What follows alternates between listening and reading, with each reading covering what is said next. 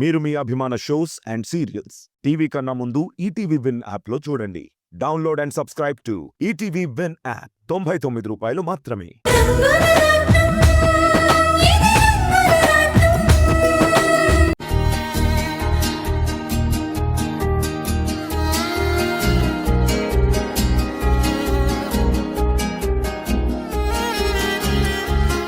ఒరేయ్, నేను తీసిన వీడియోలకి చాలా లైక్స్ వస్తున్నాయి. ఈ విషయం నీకు తెలుసా? నేను అప్లోడ్ చేసిన వెంటనే 10K to 15K with in 1 hour లో చూస్తున్నారు. నేను కూడా ఈ మధ్య చాలా వీడియోస్ చేశానురా, వ్యూస్ రావట్లేదు. ఏం చేయాలో అర్థం కావట్లేదు. ఒరే, వీడియో తీయడం అంటే కెమెరా పట్టుకుని ఎక్కడ పడితే అక్కడ తీయడం కాదు. మంచి మంచి ప్లేసెస్లో మంచి మంచి ఐటమ్స్ తీసి అవన్నీ వీడియో చేసి అప్లోడ్ చేసావనుకో, డెఫినెట్గా వ్యూస్ వస్తాయి. అంతవరకు ఎందుకు, నేను మొన్న ఒక బ్యూటిఫుల్ వీడియో చేశాను, అది కూడా హిల్ స్టేషన్లో. నేను అప్లోడ్ చేశానంటే డెఫినెట్గా 1 dayలోనే 3 to 4 lakhs వ్యూస్ వస్తాయిరా. ఏంట్రా అంత గొప్ప వీడియో, నాకు చూపించు. అలాగేరా.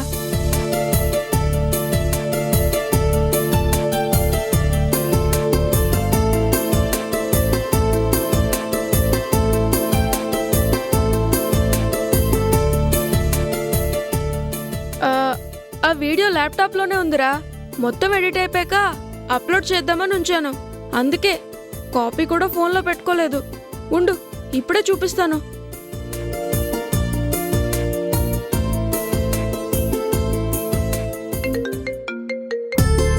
హలో. మమ్మీ, నా రూమ్లో ల్యాప్టాప్లో ఒక వీడియో ఉంటుంది, నాకు సెండ్ చేయవా? నీకు పని పాట లేదా? నాకు చాలా పనుంది, కావాలంటే నువ్వే వచ్చి చూసుకో.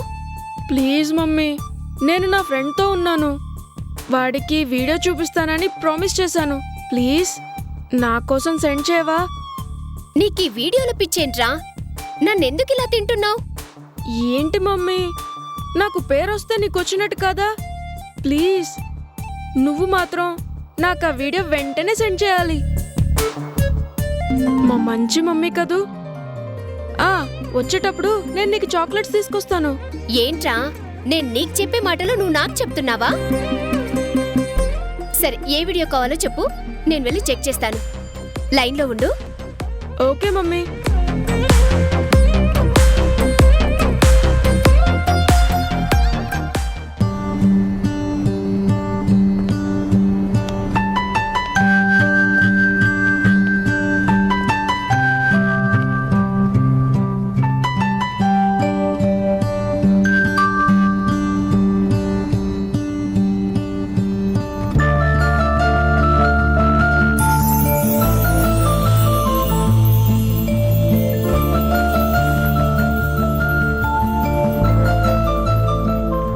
బన్నీ, ఈ ల్యాప్టాప్ కి పాస్వర్డ్ ఏంటి? అదేంటో చెప్పు. ఇంకేముంటుంది mummy, my mummy my friend.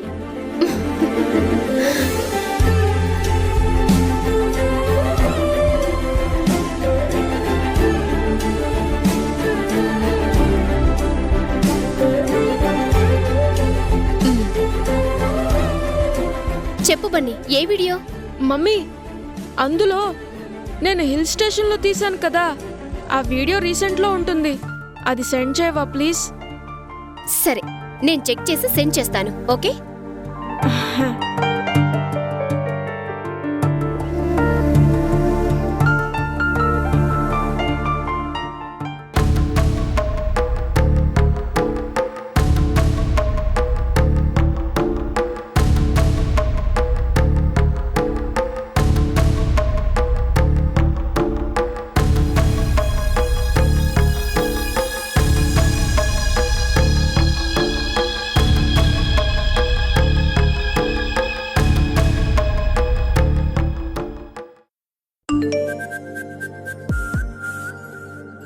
అరే, మా మమ్మీ పంపించినట్టుందిరా.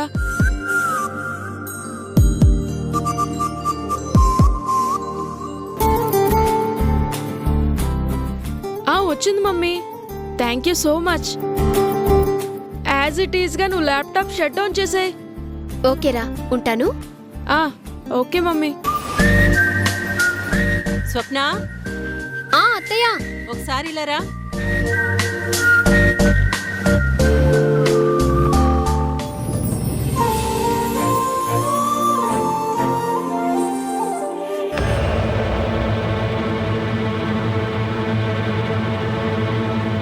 అసలేం జరుగుతోంది?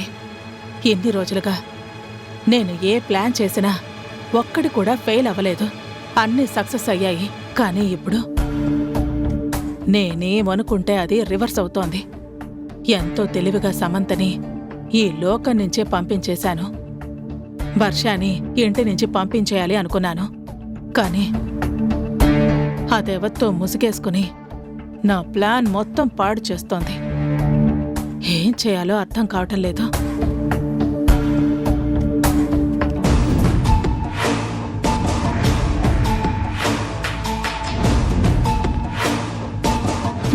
దీని మొహానికి వీడియో ఒకటి.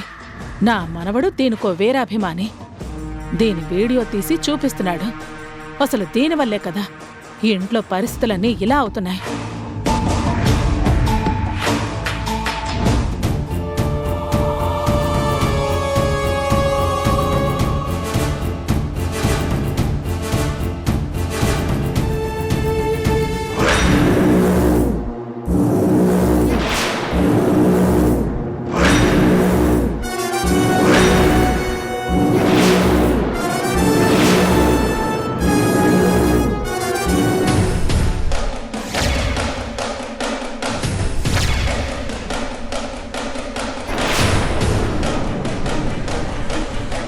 నేను చూస్తున్నది కల కాదు కదా? సమంతేనా? అంటే ఈ మాస్క్లో వస్తున్నది సమంతేనా? ప్రూఫ్స్ కూడా సంపాదించింది అంటే ఖచ్చితంగా సమంత బతికే ఉందా? సమంత బతికే ఉంది అంటే నేను అనుకున్న పనులు సాగవు. ఏ క్షణమైనా నా గురించి చెప్తుంది. అసలు ఇంతకీ సమంత ఉందో లేదో వెంటనే కన్ఫర్మ్ చేసుకోవాలి.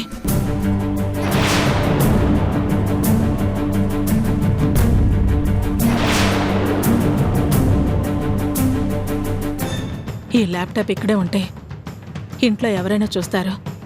ఇది నా గదిలో దాచేసి ఆ తర్వాత నేను చెయ్యాల్సిన ప్లాన్ చేస్తాను.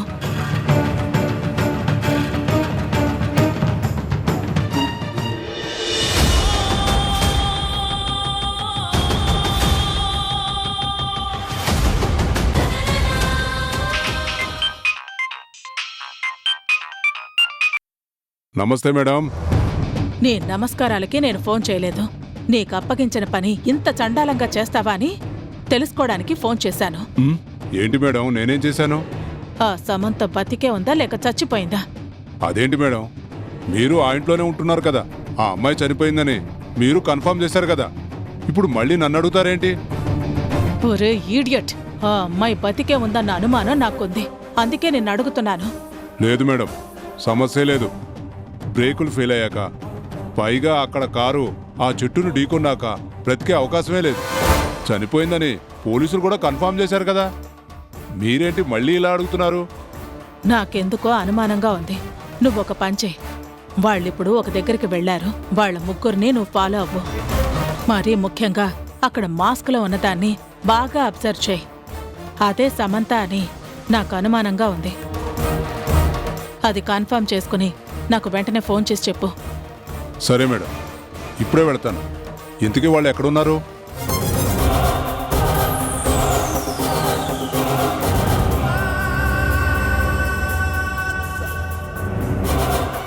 ఓకే మేడం, నేను అన్నీ తెలుసుకొని మీకు ఫోన్ చేస్తాను. ఉంటాను.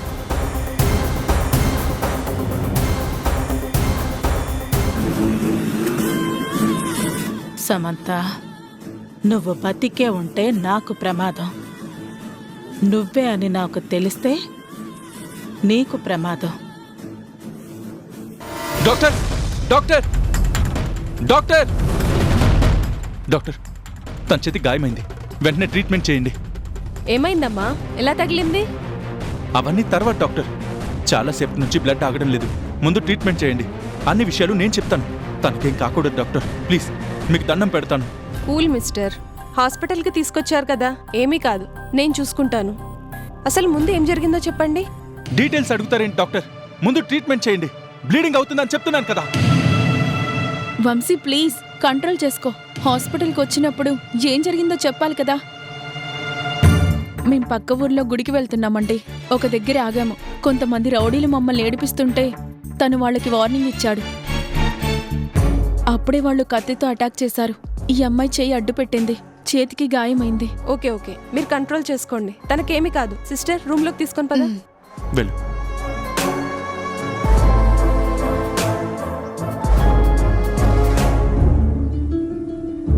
వంశీ ఎందుకంత టెన్షన్ పడుతున్నావు? హాస్పిటల్కి తీసుకొచ్చాం కదా. వర్షకి చిన్న గాయమైనా సరే నేను తట్టుకోలేను. అలాంటిది నా వల్ల తన చేతికి ఇంత పెద్ద గాయమైంది. అయినా తనెందుకు అడ్డు రావాలి? ఆ దెబ్బేదో నాకే తగిలేదు కదా. నేను తట్టుకుంటాను కదా. ఎంత పిచ్చి పని చేసిందో చూసావా?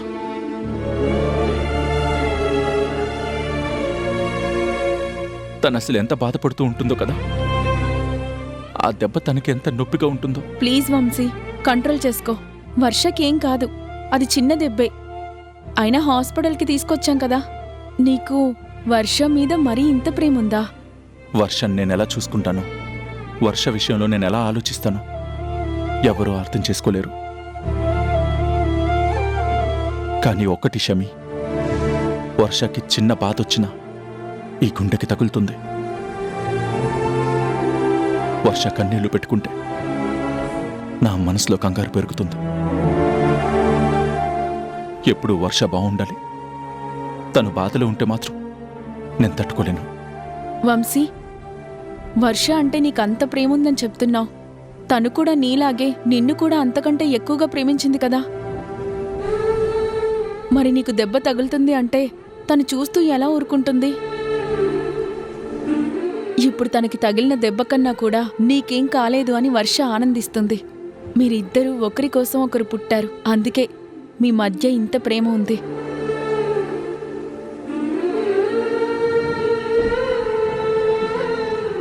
ఇదే ప్రేమతో వర్షని ఎప్పుడూ కంటికి రెప్పలా కాపాడుకో.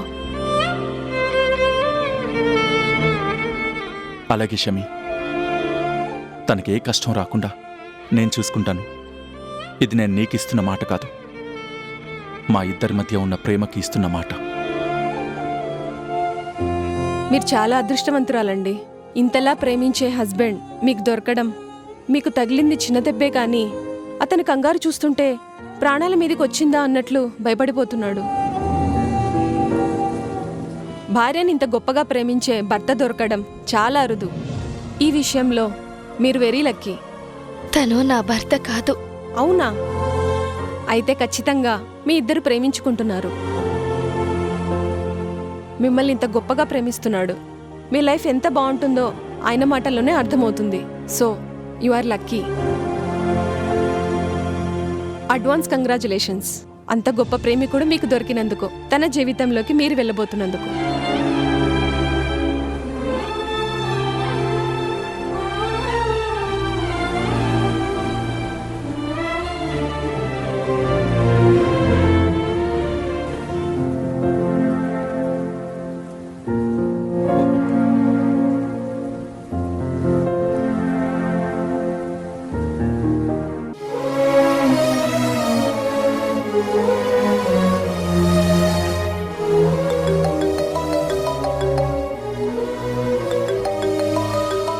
రాణి, తాతయ్య ఫోన్ చేస్తున్నారు.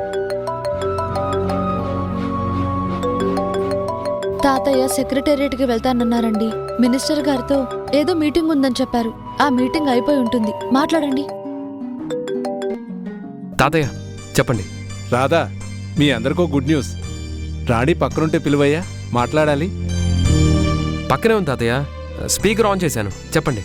అమ్మా రాణి, విజయవాడకి 60 కిలోమీటర్ల దూరంలో సీతమ్మ కొండ అని ఒక ఏజెన్సీ ప్రాంతం ఉందమ్మా. అక్కడ మీ నాన్నకి చాలా స్థలాలున్నాయి. ఇన్ని రోజులు అది ఇండస్ట్రియల్ జోన్ కాదని గవర్నమెంట్ ఒక జీవో పాస్ చేసింది. కానీ ఇప్పుడు అక్కడ కూడా ఫ్యాక్టరీ కట్టొచ్చని కొత్త ఆర్డర్ తీసుకొచ్చారమ్మా. ఇప్పుడు మనకున్న స్థలాల్లో అక్కడ కొత్త ఫ్యాక్టరీ డెవలప్ చేయాలనుకుంటున్నానమ్మా. అక్కడ కొత్త యూనిట్ పెడదామమ్మా. అలాగే తాతయ్య, మీరు నిర్ణయం తీసుకున్నాక ఇక కాదు అనేదేముంది? తప్పకుండా అక్కడ ఆ ఏర్పాట్లు చేద్దాం.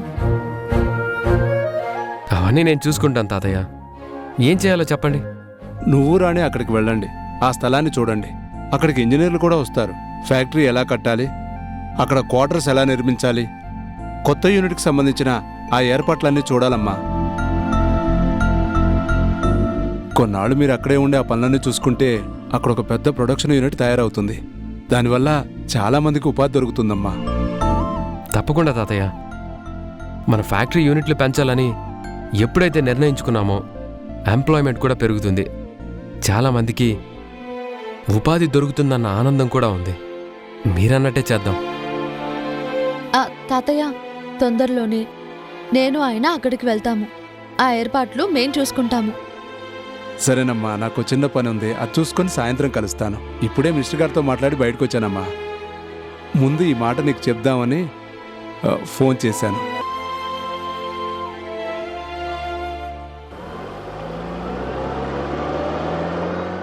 ఏంటమ్మా, మీరిప్పుడు అక్కడికి వెళ్తారా? మరిక్కడ పనులవి ఎవరు చూసుకుంటారు? అమ్మా, ఇక్కడ ఫ్యాక్టరీ పనులు చూసుకోవడానికి మావయ్య గారు ఉన్నారు కదా. తొందరలోనే ఒక మంచి రోజు చూసుకుని నేను ఆయన బయలుదేరతాము.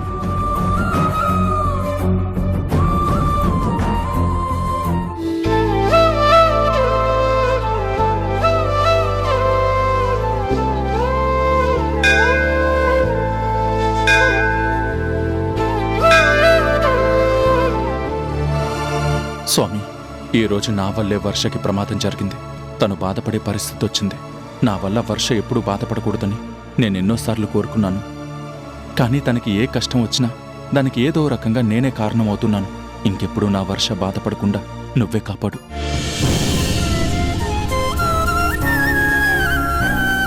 తను బాధపడే సందర్భం వచ్చినా సరే ఆ బాధ నాకిచ్చే.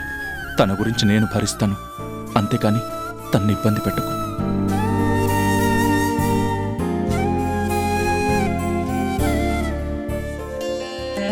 ఓం క్షత్రస్రాజావృణోద్రాజः నక్షత్రాణాగుం శతభిస్వగ్వశిష్టः తౌ దేవేభ్యः కృణుతో దీర్ఘమాయుః శతమానం భవతి శతాయు పురుషः శతేంద్రియాయుష్యేవేంద్రియే ప్రతితిష్ఠతి.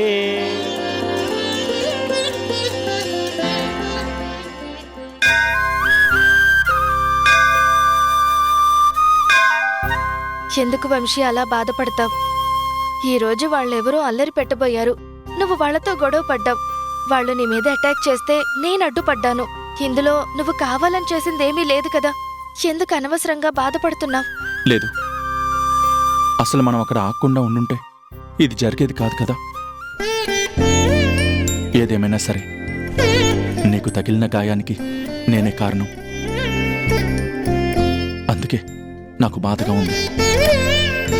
నువ్వు మళ్ళీ పూర్తిగా కోలుకునే వరకు ఆ బాధ నాలోనే ఉంటుంది. ప్లీజ్ వంశీ, నువ్వలా మాట్లాడితే నాకు మరింత బాధ అనిపిస్తుంది. వద్దు వర్ష, నేనిప్పుడే దేవుడికి దండం పెట్టుకున్నాను నువ్వు నా వల్ల బాధపడకూడదని. ప్లీజ్ మీరిద్దరు ఇక్కడ వెయిట్ చేయండి, నేను వెళ్ళి ప్రసాదం తీసుకొస్తాను. మనసులో ఇంత ప్రేముంచుకొని వంశీకెందుకు దగ్గర కాలేకపోతున్నావు? వంశీయే జీవితం అనుకుని బ్రతకాలనుకున్నాను. కానీ ఆ భగవంతుడు మరోలా తలిచాడు. ఎలా జరిగినా ఏం జరిగినా సమంతకి వంశీకి పెళ్లి జరిగిపోయింది.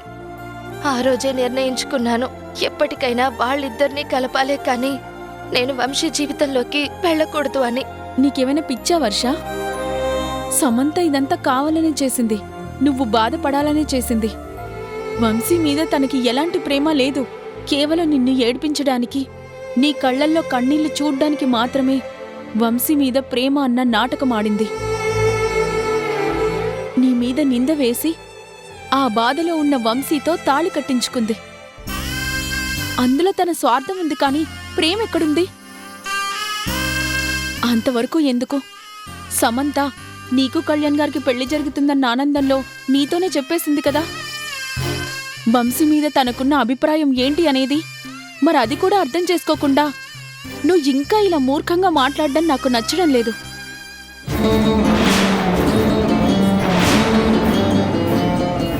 ఏంటి వర్ష, ఎందుకలా చూస్తున్నావు? నాకు సమంతకి ఆ రోజు జరిగిన డిస్కషన్లో మేమిద్దరమే ఉన్నాము. మూడో వ్యక్తి కూడా లేరు. మరి అవన్నీ నీకెలా తెలిసాయి? నువ్వు భలేదానివే. అప్పుడు నేను లేకపోయి ఉండొచ్చు, కానీ తర్వాత సమంత నాతో చెప్తుంది కదా, నేను ఎంత ఏడిపించిందో నాతో చెప్పి ఆనందించింది. అప్పుడే తన బుద్ధేంటో నాకు అర్థమైంది. అందుకే చెప్తున్నాను, వంశీకి నువ్వంటే ఎంతో ఇష్టం. మీరిద్దరూ ఒక్కటైతే మీ జీవితం బాగుంటుంది. వంశీ కూడా ఆనందంగా ఉంటాడు. ప్లీజ్ వంశీని పెళ్లి చేసుకోవడానికి ఒప్పుకో. నానమ్మ, తాతయ్య అందరూ ఇదే కోరుకుంటున్నారు. నువ్వు నా మాట కాదనవని నేను నమ్ముతున్నాను. ఒక స్నేహితురాలిగా నీ మాటకి నేనెంతో విలువిస్తాను. కానీ ఇప్పుడు నువ్వు అడిగిన ఈ మాటను మాత్రం నేను ఒప్పుకోలేను. ఎందుకు వర్ష? దేనికి ఒప్పుకోలేవు? నువ్వనుకున్నట్టుగా సమంత ఈ లోకంలోనే లేదు కదా. తనే లేనప్పుడు ఆ తాళికి విలువెక్కడుంది? వంశీని ఒంటరిగా ఉంచి బాధ పెట్టడం తప్ప ప్రయోజనమేముంటుంది? సమంత చనిపోయిందని అందరూ నమ్మొచ్చు. చనిపోవడానికి సాక్ష్యాలు కూడా ఉండొచ్చు. కానీ నా మనసు నాకు చెప్తోంది, మా అక్క చనిపోలేదని, తను ఎక్కడో ఓ చోట బ్రతికే ఉందని. ఏదో ఒకరోజు తిరిగి వస్తుందన్న నమ్మకం నాకుంది. అందుకే అక్క కోసం ఎదురు చూస్తున్నాను. తను ఎప్పుడొచ్చినా సరే వంశీని, అక్కని కలిపి తీరుతాను. ఈ జన్మకి నా ప్రేమ నా గుండెల్లో సమాధవుతుంది. మా అక్క జీవితంలో వంశీ ఉంటాడు. ఇంతకు మించి నువ్వింకేం మాట్లాడుకో.